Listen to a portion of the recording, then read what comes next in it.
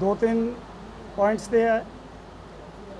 सब तो जो बर्निंग इशू है वो है गुरुद्वारा कमेटीज़ और गुरुद्वारा बोर्ड की इलैक्शन का। जिस तरह कि तुसी सारे शायद जानते ही होगे कि जुलाई 2015 8 जुलाई 2015 में गुरुद्वारा प्रबंधक कमेटीज़ की इलैक्शन हैल्ड हुई और 8 जुलाई 2020 ਨੂੰ साडा टैन्योर जिहड़ा एक्सपायर्ड हो गया। जिथे तक बोर्ड का सवाल है, गुरुद्वारा प्रबंधक बोर्ड की इलैक्शन 2003 में हुई सी, क्योंकि 2003 तो बाद 2015 में डिस्ट्रिक्ट कमेटीज़ दी इलैक्शन हुई।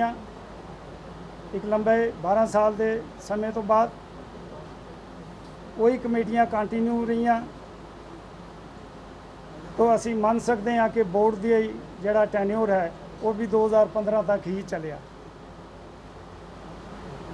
2015 ਨੂੰ कमेटीज़ की इलैक्शन तो कंडक्ट गवर्नमेंट ने करवा दी, लेकिन बोर्ड की इलैक्शन जो डिस्ट्रिक्ट कमेटीज़ के मैंबरस ने, सारे डिस्ट्रिक्ट कमेटीज़ के मैंबर ने चुननी है होंदी है, उसकी इलैक्शन नोटिफाइड भी हो गई, नोटिफिकेशन निकल गई, उसकी नॉमिनेशन भी फाइल हो गई। लेकिन बदकिस्मती कि श्रीनगर तो high court of Jammu and Kashmir ने स्टे कर दिता और वो इलैक्शन हेल्ड नहीं हो सकी 2015 में। और ये पोस्ट 2015 तो गुरुद्वारा बोर्ड के चेयरमैन की उस वक्त तो लैके आज दिन तक ये खाली गई। लेकिन बदकिस्मती कि साढ़े सो कॉल्ड चेयरमैन साहब इस 5 साल विच भी अपने आप को चेयरमैन ही तसब्बर करते रहे। इतना ही नहीं, जी जम्मू डिस्ट्रिक्ट DGPC जम्मू जो बनी फार्म हुई और ये 5 साल पूरे ये डिस्ट्रिक्ट कमेटी भी उन्होंने कैप्चर की थी, उसनों भी अपने हिसाब नाल फंक्शन नहीं करन दिता। वही ही जो कुछ किया वो उन्होंने ही किया है।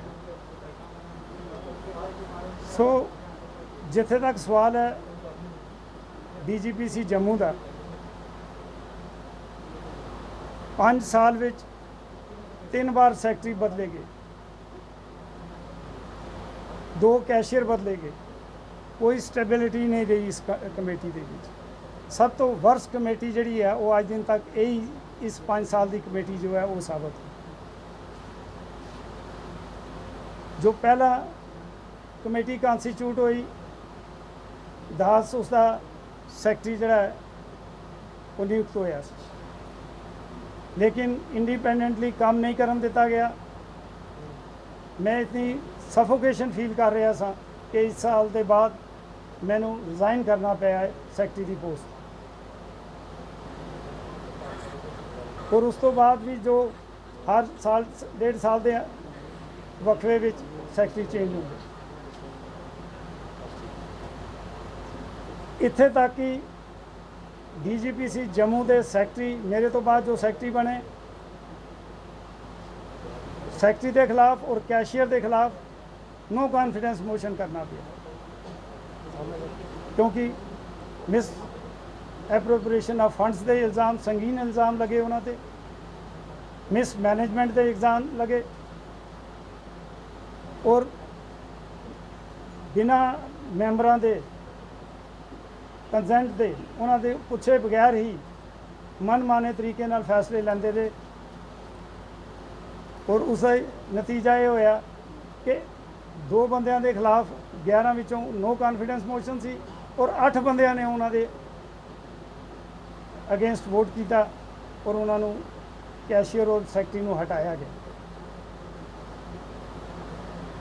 और इसी साढ़े 100 कॉल जो चेयरमैन सन बोर्ड गुरुद्वारा प्रबंधक बोर्ड के, इन्होंने ही आप सारिਆਂ ਨੂੰ याद होएगा कि प्रेस कॉन्फ्रेंस करके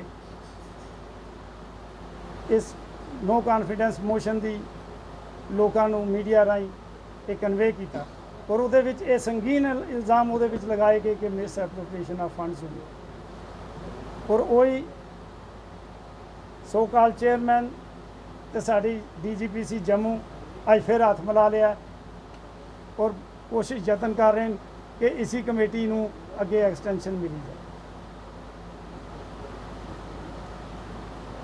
ਸਾਨੂੰ ਨਹੀਂ ਪਤਾ ਲੱਗਾ ਕਿ ਇਹਨਾਂ ਨੇ ਕਿਸ ਤਰ੍ਹਾਂ ਮੈਨੇਜ ਕਰ ਲਿਆ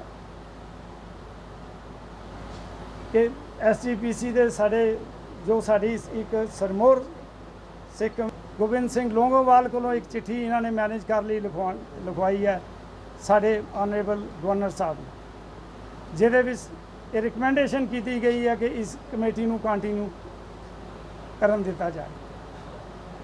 ਅਸੀਂ ਆਪਣੀ SGPC ਜਿਹੜੀ ਸਿਰਮੌਰ ਸੰਸਥਾ ਹੈ ਉਸਦੇ ਕੋਈ ਖਿਲਾਫ ਨਹੀਂ ਹੈ, ਅਗੇਂਸਟ ਨਹੀਂ ਹੈ, ਨਾ ਅਸੀਂ ਉਹਦੇ ਖਿਲਾਫ ਕੋਈ ਬੋਲਣਾ ਪਸੰਦ ਕਰਾਂਗੇ, ਲੇਕਿਨ ਇਤਨਾ ਜ਼ਰੂਰ ਕਹਾਂਗੇ ਕਿ ਪ੍ਰਧਾਨ ਸਾਹਿਬ ਲੋਂਗੋਵਾਲ ਸਾਹਿਬ ਨੂੰ ਮੌਕੇ ਦੀ ਗਰਾਊਂਡ ਰਿਐਲਿਟੀ ਨੂੰ ਜਾਣ ਕੇ ਫਿਰ ਕੋਈ ਚਿੱਠੀ ਲਿਖਣੀ ਚਾਹੀਦੀ ਸੀ।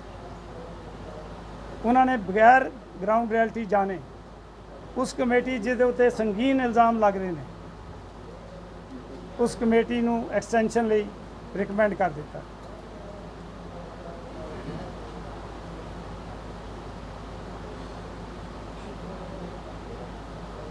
ਔਰ ਇਸ ਵਕਤ ਵੀ ਲੋਕਾਂ ਵਿੱਚ ਇਸ ਕਮੇਟੀ ਜੋ ਜੰਮੂ ਡਿਸਟ੍ਰਿਕਟ ਕਮੇਟੀ ਹੈ ਖਾਸ ਤੌਰ ਤੇ ਇਸ ਦੀ ਆਮ ਸੰਗਤਾਂ ਦੇ ਵਿੱਚ ਇਸ ਦੀ ਕੋਈ ਕ੍ਰੈਡੀਬਿਲਿਟੀ ਨਹੀਂ ਰਹਿ ਗਈ। ਲੋਕਾਂ ਨੂੰ ਕੋਈ ਇਸ ਉੱਤੇ ਟਰਸਟ ਨਹੀਂ ਹੈ, ਫੇਥ ਨਹੀਂ ਹੈ। ਸੋ ਅਸੀਂ ਗਵਰਨਰ ਸਾਹਿਬ ਨੂੰ ਅਪੀਲ ਕਰਦੇ ਹਾਂ ਜਾਂ ਤਾਂ ਜਲਦ ਤੋਂ ਜਲਦ ਇਲੈਕਸ਼ਨ ਕਰਾਉਣ, ਕਿਉਂਕਿ ਕੋਵਿਡ-19 ਦੀ ਵਜ੍ਹਾ ਕਰਕੇ ਜੋ ਇਲੈਕਸ਼ਨ ਸਾਡੀ 1 ਮਹੀਨਾ ਪਹਿਲਾਂ ਸ਼ਡਿਊਲ ਜੋ ਸਾਡਾ ਅਨਾਉਂਸ ਹੋਣਾ ਸੀ ਉਹ ਨਹੀਂ ਗਵਰਨਮੈਂਟ ਨੇ ਕੀਤਾ, ਤਾਂ ਇਹ ਸਮਝਿਆ ਜਾ ਸਕਦਾ ਹੈ ਕਿ ਕੋਵਿਡ-19 ਦੀ ਵਜ੍ਹਾ ਕਰਕੇ ਇਲੈਕਸ਼ਨਾਂ ਨਹੀਂ ਗਵਰਨਮੈਂਟ ਕਰਵਾ ਸਕਦੀ।